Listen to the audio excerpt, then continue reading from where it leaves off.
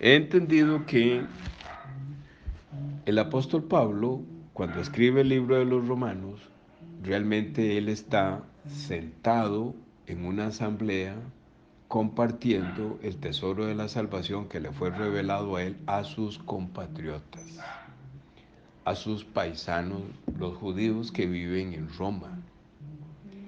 Y como los judíos que viven en Roma están inmersos, siendo judíos, están inmersos en toda la dinámica de el tabernáculo, que ya no es el tabernáculo como tal, sino es el templo, o ya aquí en Roma, sí, todavía existe el templo, ¿va? Pero no en Roma, sino que en Jerusalén, pero ellos tienen sinagogas, ¿verdad? Entonces ellos utilizan toda la dinámica de la sinagoga alrededor de los mandamientos, ¿verdad? Entonces ellos están inmersos en la ley y ellos le dan más importancia a la ley. Lo que pasa es que para ellos, ya en ese tiempo, ya ellos no pueden captar que cuando Jehová le da la ley a Moisés y algunos de ellos sí entienden el corazón que existe de amor y de no condenación para su creación manifestado en la ley. Ellos entienden que la ley no es para condenar a su creación, ni para... ¿sí? Sí. Es que Pupi ve por la ventana. Sí. Y puede ser que haya alguien ahí. Que le estaba contando que el apóstol Pablo está dirigiendo la carta a los romanos a sus compatriotas, porque el apóstol Pablo está muy interesado en arrancarles a sus compatriotas el paradigma de que ellos le dan más importancia a tratar de cumplir la ley que a Jesucristo, porque ellos no han, ¿sí? correcto, porque ellos no han entendido, ¿verdad?, de que Jesucristo vino a cumplir la ley y que Él es el Cordero. Que Él es ese Cordero. Que Él es ese Cordero. Entonces Él les está hablando, en este capítulo 7, quiere arrancarles la ley. Porque en sus compatriotas la ley es muy fuerte, o sea, toda la dinámica del tabernáculo, ¿verdad? Es muy fuerte, pero ya ellos no entienden qué fue lo que pasó en la ley mosaica, que la ley mosaica Dios la estableció con el corazón para salvar a su pueblo, con el corazón de no condenar a su pueblo, pero sí condenar al condenado, sí condenar a la serpiente, sí condenar a Satanás, ¿verdad?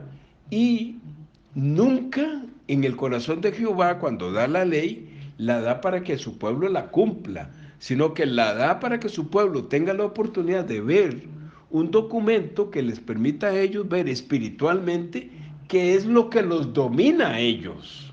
Ver que tienen pecado. Ver que tienen a la serpiente, ver que tienen pecado.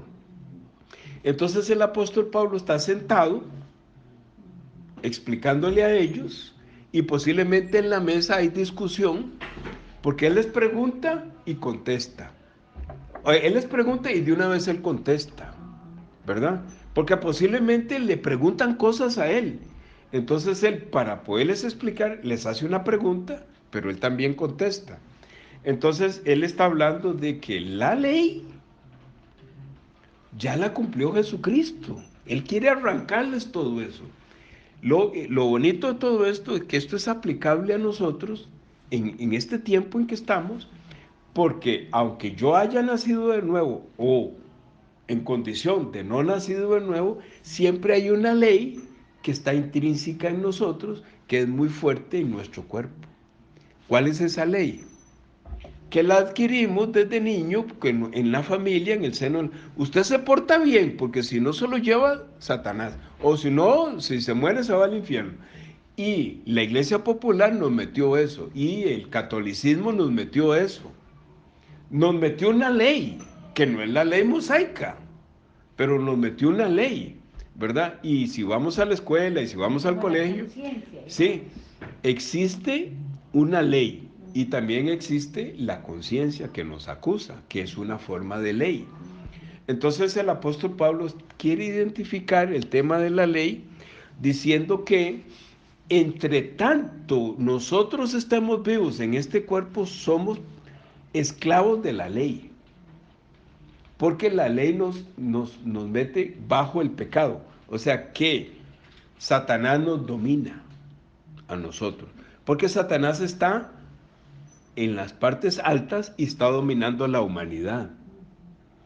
Porque nosotros no sabemos que Satanás utiliza la ley, no para... Él se quita la condenación y pasa la condenación, que es la ley para él, para Satanás, nos la pasa a nosotros. Y nos dice, usted se va a ir al infierno porque está adulterando. Usted se va a ir al infierno porque está drogándose, ¿verdad? Entonces nos meten una ley. Entonces él dice que una mujer casada está sujeta a su marido y está sometida a la ley del marido. Entonces, para que esa mujer sea libre de la ley del marido, el marido tiene que morir. Si el marido muere, puede tener otro varón, puede tener otro esposo. Entonces, ¿qué es lo que nos quiere decir el apóstol Pablo? Sí, ¿qué nos quiere decir el apóstol Pablo? Que la humanidad nació con un marido que es Satanás. Y para ser libres de esa ley que aplica a ese marido que es Satanás, Satanás tiene que morir. ¿Verdad? Satanás tiene que morir para que tenga la oportunidad de tener otro marido, que es Jesucristo, y no ser adúltero. Por eso él hace el símil del matrimonio. Y más adelante él está diciendo que mientras nosotros estemos vivos, ya sea en condición de nacidos de nuevo o en condición de no nacido de nuevo, siempre en este cuerpo hay una ley que nos somete. Porque el apóstol Pablo dice al final, miserable de mí, ¿quién me librará de este cuerpo de muerte? Porque aunque yo ya haya nacido de nuevo, este cuerpo está sometido a la ley. Porque la ley potencia los deseos carnales que son tomados por Satanás, porque Satanás, como no tiene cuerpo, entonces él quiere utilizar los cuerpos humanos para toda su concupiscencia que él tiene ahí adentro, poderla disfrutar a través de los cuerpos de los seres humanos, como es el adulterio, la fornicación, las drogas, la mentira, las cosas buenas también, ¿verdad? Entonces dice, he hallado que hay otra ley que me tiene sometido en este cuerpo, miserable de mí, ¿verdad? Dice él. ¿Cuál es esa otra ley? ¿Ah? Ya no es la ley del pecado, sí, No. es la ley del pecado. Esa ley, Otra ley hay que verla en dos líneas. Una es espiritualmente y la otra es carnalmente. Ya la de la carne, sí. Entonces, la parte espiritual, cuando muere Satanás, entonces nosotros pasamos al nuevo marido. Entonces ya la ley que nos condenaba espiritualmente ya no nos condena. Pero sí sigue la ley del pecado en nuestros cuerpos. Que ya estaba de antes, no se quita. Sí, porque en nuestro cuerpo está la esencia de Satanás. Aquí en el cuerpo está la esencia de Satanás. Eso no lo podemos olvidar. Eso es lo que el apóstol Pablo quiere decirles a ellos. Sigo aquí un poquito, entonces dice, ¿qué pues diremos en el versículo 7? ¿La ley es pecado? Él les pregunta, pero él les contesta de una vez. Le dice, no lo permita Dios. Dice, antes yo no conocí el pecado, sino por la ley. ¿Qué quiere decir? Que él, ¿verdad? Él, cuando a él le es revelado cómo ser libre del pecado, cómo ser libre de la serpiente, cómo ser libre de Satanás, él se da cuenta que realmente él no conocía el pecado, sino que vino a conocer el pecado en el momento que le es revelado el perdón del pecado, porque él estaba cumpliendo la ley y según él estaba agradando a Dios, pero no se daba cuenta que no conocía realmente la ley. Cuando él se da cuenta que más bien la ley era para ayudarlo a él, entonces dice, antes yo no conocí el pecado, sino por la ley. O sea, cuando vio la ley, se dio cuenta, Es que pero, sí, pero que le fue revelado. pero a los judíos, cuando Dios estableció la ley al pueblo judío antiguo, era para eso, para que se vieran que estaban en pecado. Ese era el corazón de Jehová. Pero eso lo entendió Moisés, lo entendió Josué, lo entendieron los que estaban muy cerca, los levitas. Pero el grueso de las personas, No, al principio sí, pero después se fue disminuyendo. sí. Porque esto hay que darle continuidad. Por eso es que hay que hacerlo constante. Sí, Entonces, porque se desvaneció y en el templo, en el tiempo de Jesús y en el tiempo de Pablo y en este tiempo, eso está pero tremendamente equivocado. Pero la gente no sabe. Y hoy me di cuenta que es de sabiduría la primera iglesia primitiva, grupos pequeños. Grupos pequeños y a escondidas. Porque en los grupos pequeños, en las asambleas pequeñas, existe la oportunidad de preguntar. En cambio, si usted se reúne en grandes iglesias, usted se somete a lo que dice aquel que está en el púlpito. No hay, no hay transferencia de opinión.